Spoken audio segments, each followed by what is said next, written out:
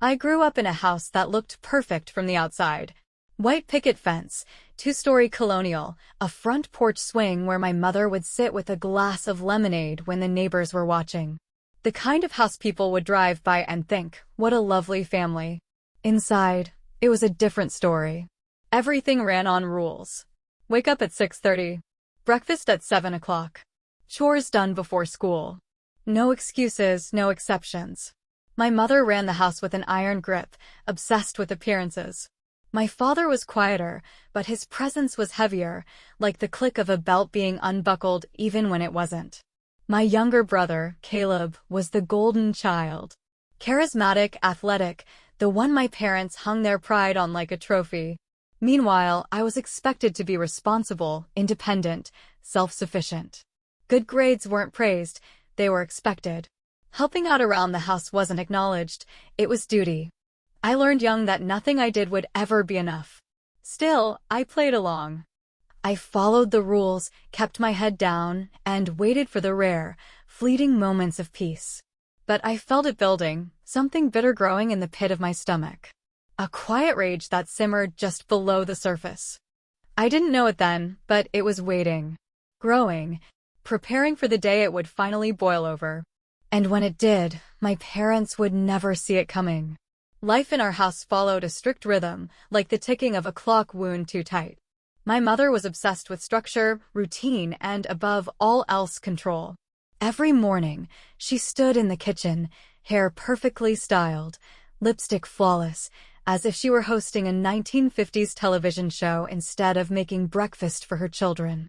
My father, always in a crisp suit, sipped his coffee and read the financial news, never looking up unless something disrupted his routine.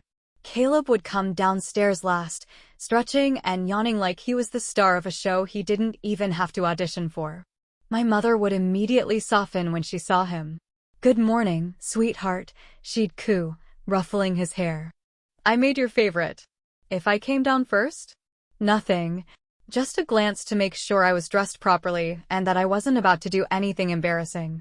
My presence was expected, but never celebrated. Evenings were the same. Dinner at precisely 6. My mother plating everything like she was a chef at a 5-star restaurant, my father silently judging every bite. Caleb regaling them with stories of practice, of friends, of how well he did at everything. And me? I sat there, eating in silence, nodding along, trying to make myself as small as possible. There was no yelling in our house. No dramatic fights, no outward displays of cruelty. It was all in the little things. The way my mother would sigh when I spoke, like she was enduring me instead of listening. The way my father would barely acknowledge my existence unless it was to correct me. The way Caleb could do no wrong, even when he was wrong. I used to think that was just how families were. That love was something some people got, and others just had to earn. But the older I got, the more I realized I was never going to earn it. And one day, I would stop trying. By the time I was a teenager, I had perfected the art of invisibility. I followed the rules. I got good grades. I didn't ask for things. Caleb, on the other hand, could ask for anything and get it. A new bike? Done. Expensive cleats for soccer? Of course. A weekend trip with his friends? Just let them know when to book it. I once asked for a book for my birthday. Just a simple hardcover novel I had been eyeing for months. My mother wrinkled her nose like I had requested something offensive. Isn't there something useful you'd rather have? When my birthday came, I got clothes, boring, practical, and chosen by her. Caleb got a new gaming console for his birthday a month later. Still, I convinced myself that if I just kept my head down and worked hard, things would get better. Maybe I'd finally impress them.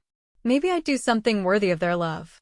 But no matter how many A's I brought home, no matter how much I helped around the house, it was never enough.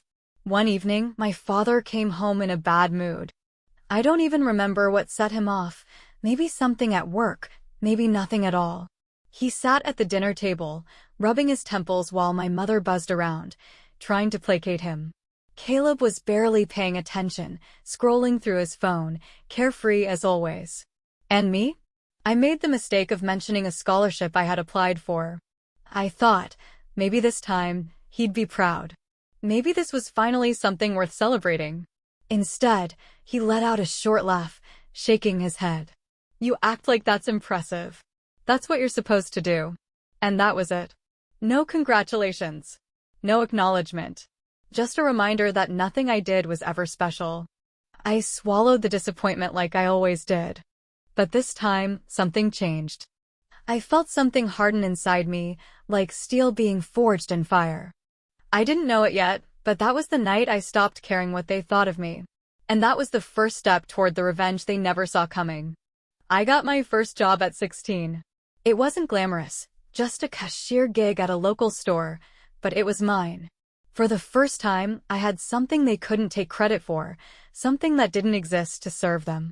I opened my own bank account, feeling a small surge of pride when I deposited my first paycheck. It wasn't much, but it was mine. At least, that's what I thought.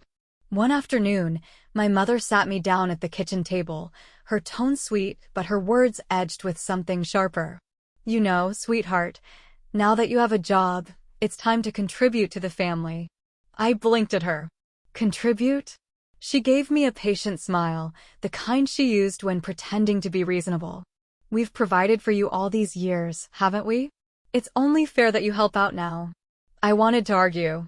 I wanted to scream that I was 16, that Caleb wasn't paying for anything, that I barely made enough to buy my own clothes. But I knew how these conversations went. If I protested, I was being selfish.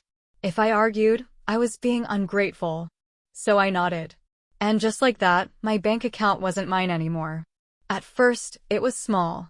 My parents took a percentage of my paycheck, claiming it was for household expenses. But then it became all of it. My mother had access to my account, and soon enough, my money vanished before I could even touch it. I had to borrow a little for groceries, she'd say with a sigh, acting like she was the one being inconvenienced.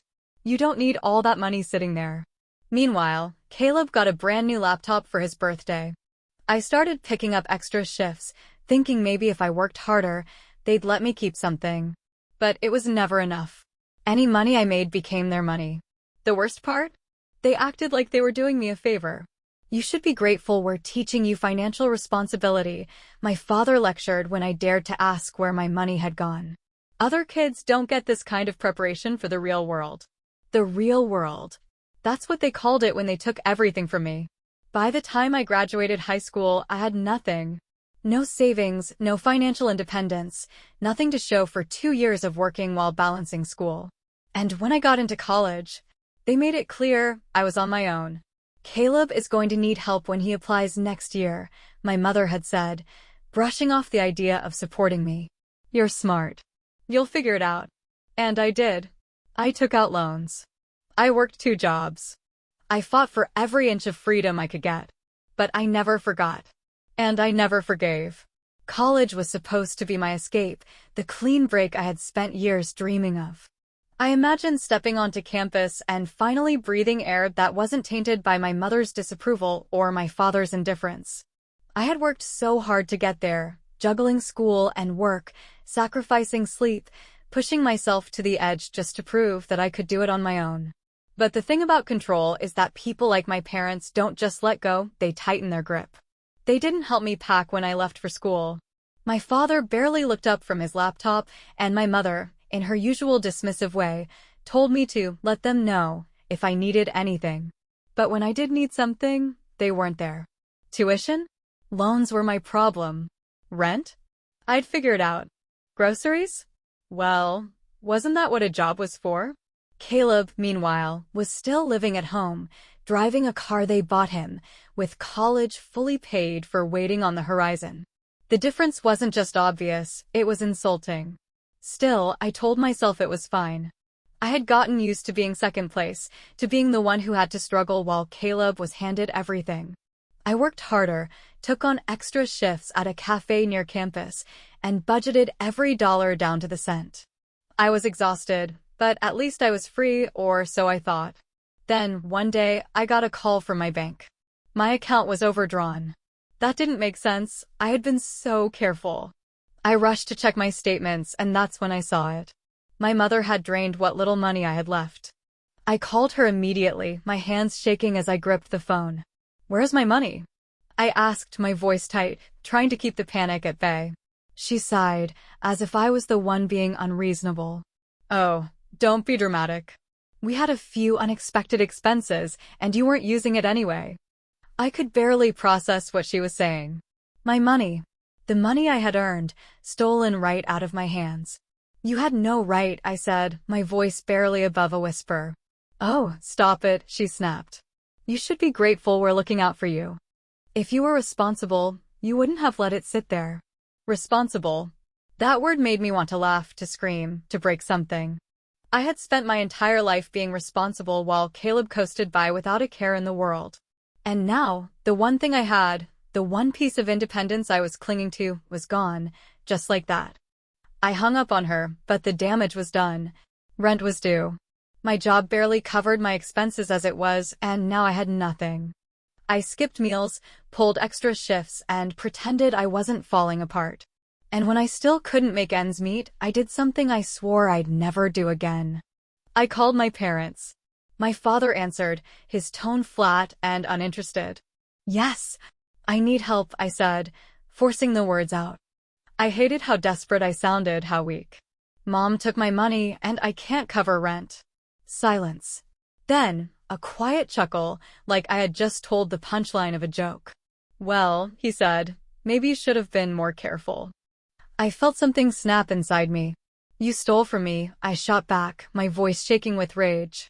How's that my fault? You're being dramatic, he replied, the same words my mother had used. We have our own expenses. You need to learn how to stand on your own 2 feet. I almost screamed. I've been standing on my own since the day I was born, I wanted to say. But I knew it wouldn't matter. They had made it clear I wasn't their problem. That was the moment I realized there was no saving this. No waiting for the day they would finally see me, finally treat me like I mattered. It was never going to happen. I was nothing but an ATM to them, a resource to be drained until there was nothing left. But what they didn't realize was that I was done playing their game. And soon, they were going to regret every single time they had underestimated me. I didn't speak to my parents for weeks after that phone call. Not out of anger, though I had plenty of that, but out of sheer survival. I didn't have time to waste on them. Every minute was spent working, studying, scraping by. I slept in my car once when rent was late. I stretched a single bag of rice and frozen vegetables into meals for a week. And every time I thought I couldn't take another step, I reminded myself, I'm doing this alone, and that means no one can take it away from me. But then, they found another way to ruin me. I was at work one afternoon, refilling coffee cups and wiping down tables, when my phone buzzed with an email from my landlord. My stomach clenched before I even opened it. Urgent. Rental agreement termination. I skimmed the message, my breath catching. The lease was in my mother's name. It had been a requirement when I first moved off campus, a way for them to help me since I didn't have a rental history. But now, without warning, she had pulled out. I called her, my hands shaking. What the hell did you do? Oh, relax, she said, sounding bored. Your living situation wasn't sustainable anyway. It's about time you came home. Came home. Like I was some runaway child instead of an adult who had been scraping by because of them. I'm not coming back, I said through clenched teeth. Well, you don't really have a choice, do you? She replied smoothly. You can't afford anything else, and you're certainly not staying there now. The lease ends in 2 weeks. I couldn't breathe. 2 weeks. I had 2 weeks to either find a miracle or be forced back under their roof, back into their control. You don't get to do this, I whispered, gripping the phone so tightly my knuckles turned white. Of course we do, she said, her voice dripping with condescension. We're your parents. We know what's best for you. I hung up before I said something I couldn't take back. Then I stood in the back of the cafe, hands pressed against the wall, willing myself not to cry. I was trapped. They had taken my money, cut off my resources, and now they were forcing me into a corner. If I went back, I knew what would happen. I'd be under their roof, under their rules. My money would never be my own. My life would be theirs to control. And the worst part? They wanted this. They wanted me helpless, dependent, easy to manipulate. For the first time in my life, I felt something deeper than anger, deeper than resentment. I felt hatred. I didn't sleep that night. I just sat in my empty apartment, staring at the walls, trying to figure out how to escape. I thought about taking out another loan, about couch surfing, about running, but every option felt impossible. And then, out of nowhere, my phone buzzed with a message from a number I hadn't seen in years. "Grandpa, how are you, sweetheart?" It was like the universe had thrown me a lifeline, and I was about to grab it with both hands. I stared at the message for a long time before responding. My grandfather, my mother's father, had always been different from the rest of them. He lived 2 states away, far enough that we only saw him a couple of times a year, but every visit had been the same. He'd pull me aside, slip a little cash into my palm, and whisper, "For something just for you." It was the only time in my life I had ever felt truly seen. I texted him back. I didn't even think about pride or appearances. "I need help." His response came immediately. "Tell me everything." So I did. I told him about my parents taking my money, about them cutting off my lease, about how they were forcing me into a corner with nowhere to go. I hesitated at first, afraid he might react the same way they always had, that condescending "you're overreacting" tone. But when he finally called, his voice was quiet, serious. "I always knew they were selfish," he said, "but I never realized just how deep it ran." I exhaled, the weight of everything pressing against my chest. "I don't know what to do, Grandpa." "I do," he said without hesitation. "You're not going back there. Pack your things, I'm giving you a house." For a second, I thought I misheard him. "What?" "My old place," he said, as if this was the most natural thing in the world. "I was planning on selling it, but I'd rather see it go to you. And I'll give you money to hold you over until you're back on your feet. No strings attached." I clutched the phone like it was the only thing keeping me tethered to reality. This was a way out. A real escape. I had spent my whole life clawing for an inch of freedom, and here he was, handing me miles of it. "I don't know what to say," I whispered. "Say yes," he said simply. I didn't hesitate. Yes. By the next morning, my grandfather had wired me enough money to pay off what I owed and cover my moving expenses. He sent me photos of the house, a cozy, single-story home in a quiet town, nothing fancy but mine. I had never owned anything before. Never had something that couldn't be taken away the moment my parents decided it wasn't mine anymore. And just like that, their control over me shattered. I called my mother that afternoon. She answered on the second ring, her voice already laced with that smug satisfaction. "Finally coming to your senses?" "No," I said, unable to stop the smile creeping onto my face. "I'm calling to tell you that I'm never coming back." Silence. Then, a sharp inhale. "Excuse me? I'm moving. Out of state. Grandpa's giving me his house." I let the words sink in before adding, "So you can stop trying to control me. You have nothing over me anymore." The sound of her shock was delicious. "You can't just." "I can." My voice was steady, stronger than I ever thought it could be. "And I am." She sputtered, scrambling for something to say, some way to manipulate me back into submission. But it was too late. For the first time in my life, I wasn't afraid of her. And I was finally free. I drove for hours, the weight of my past shrinking in the rearview mirror with every mile. It felt surreal, like any second, my parents would call and demand I turn around, like this was some temporary fantasy I wasn't allowed to have. But they had no power over me anymore. The house was exactly as my grandfather had described, a modest single-story home with a wraparound porch and a yard full of overgrown greenery. It wasn't new, it wasn't flashy, but it was mine. The moment I stepped inside, I knew I would never let anyone take this from me. I dropped my bags in the entryway and just stood there for a while, taking it all in. No one telling me to clean up. No one sighing in disappointment. No one hovering, waiting to tear me down. The quiet was unfamiliar, but in the best way possible. The first night, I slept on the floor, too exhausted to do anything else. The house smelled faintly of old books and cedar, the kind of warmth that made it feel like a home instead of just a structure. It was strange, not having to brace myself for criticism or walk on eggshells. For the first time in my life, I didn't have to answer to anyone. Over the next few weeks, I threw myself into making the place my own. I painted the walls, scrubbed every surface, and repaired things I had never thought I was capable of fixing. Every nail I hammered, every piece of furniture I moved, it all felt like a reclamation of something that had been stolen from me. I found a new job at a small cafe in town, nothing fancy, but enough to start fresh. I made friends, real ones, not just the surface-level acquaintances I had back home. And slowly, I started to feel like a person, not just a shadow of someone my parents had tried to mold. Then, the calls started. At first, I ignored them. My mother, my father, even Caleb, they all tried. Voicemails laced with fake concern. Come home. You're being unreasonable. We're still your family. I didn't respond. Then, the messages shifted. You're being selfish. Grandpa is manipulating you. You think you're better than us? I still didn't respond. And then, the worst one. A text from my mother. You will regret this. I stared at the words for a long time, feeling something unexpected. Not fear. Not guilt. Relief.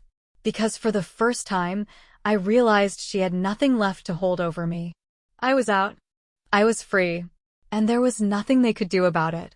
I turned off my phone, walked outside, and breathed in the crisp evening air. This was my life now, and they would never be a part of it again. At first, the silence felt too good to be true. A whole week passed with no calls, no texts, no desperate attempts to guilt me back into their clutches. I should have known better. One afternoon, as I was unpacking boxes in my new living room, the doorbell rang. My stomach twisted instinctively. I hadn't given anyone my address. I looked through the peephole and felt my blood turn to ice. My mother. I didn't move. Didn't breathe. I had imagined this moment so many times, rehearsed what I'd say if she ever showed up. But standing there on my doorstep, she looked smaller. Older. Less like the imposing figure that had controlled my life and more like a woman who had just realized she had lost something she never expected to lose. She knocked again, softer this time. Sweetheart, I know you're in there. We need to talk. I almost laughed. Now she wanted to talk? After years of dismissing me? After taking my money, taking my home, treating me like nothing? She thought she could just show up and erase it all? I stepped back, away from the door. Go away. Her voice sharpened. You don't get to ignore your family. Open the door. I didn't. I just stood there, letting her feel the rejection she had forced me to swallow for years. Seconds passed. Then a minute. Then another. And then I heard her exhale, long and shaky. Your father is waiting in the car. Caleb, too. We just want to see you, honey. Please. I clenched my jaw. I knew this game. The fake warmth. The we're still your family act. The moment I let them in, it would start all over again. No, I said, my voice steady. Silence. Then, a quiet scoff. You think you're better than us now? And there it was. The truth beneath the mask. I think I'm finally done with you. Her voice turned cold. You'll regret this. I didn't answer. I just waited, listening as she stood there for another minute, probably expecting me to cave. When I didn't, I heard the sound of her footsteps retreating. Then the car door slamming. Then silence. I let out a slow breath. I had one. For years, they had controlled every aspect of my life. My money, my home, my choices. And now? They had nothing. I turned away from the door, back to my half-unpacked house, my unfinished plans, my brand new life. And for the first time, I felt it. Peace. I wanted to believe that shutting the door in their faces was enough. That they would slink back into whatever miserable hole they had crawled out of and leave me alone. But even in their absence, their presence still lingered like a sickness I couldn't quite shake. I thought about them more than I wanted to. Not in longing, never in longing, but in rage. In the dead quiet of the night, I would stare at my ceiling, replaying every cruel dismissal, every stolen dollar, every moment they had made me feel less. It burned inside me, a fire that refused to go out. They had taken everything from me. My childhood, my security, my belief that parents were supposed to love their children. They had drained me dry and then had the audacity to act like I was the ungrateful one when I finally said enough. I knew them. Knew their tactics, their manipulations. They would sit in their pristine house, the same house I had been forced to help pay for, and tell anyone who would listen how I had abandoned them. How I had changed. They would frame themselves as the victims, twisting the story until even they believed their own lies. But I didn't care. I didn't care if they spent the rest of their miserable lives pretending I was the villain. Let them. It didn't change the truth. It didn't change the fact that I was never going back. Some people talk about forgiveness like it's the only path to peace. Like you have to let go of the anger to truly move on.